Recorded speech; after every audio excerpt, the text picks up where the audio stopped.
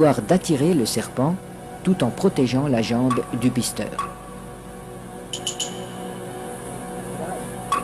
Le remède agit encore comme un lubrifiant. En imprégnant un tissu qui entoure la jambe, il facilite sa pénétration dans la gueule du reptile.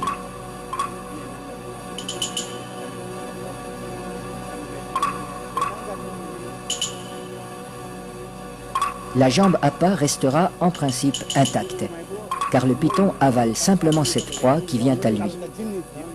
À peine sera-t-elle attaquée superficiellement par les sucs digestifs.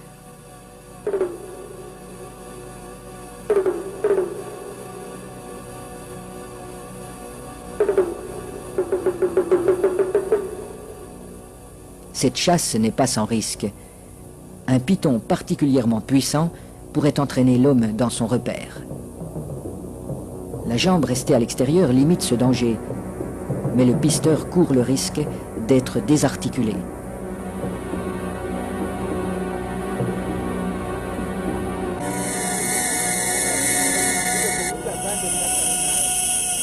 Pour rendre l'attente moins pénible, mais aussi faciliter le glissement des corps de l'homme et de l'animal, on place des feuilles fraîches sous le pisteur.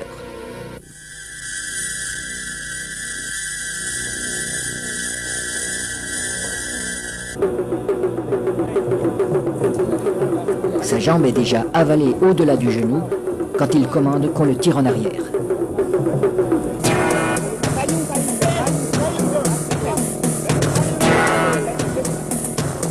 Refusant de laisser échapper sa proie, le python apparaît. Les aides tirent de façon irrégulière. Il secoue le python pour l'empêcher de trouver un point d'appui. Le pisteur relève son pied à angle droit pour ferrer le serpent, à la manière d'un hameçon.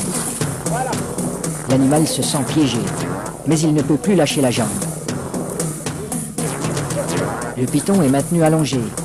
Il faut éviter qu'il ne s'enroule. Cette position lui enlève une grande part de sa force. Pour dégager sa jambe, Naina déchire la gueule du python au couteau.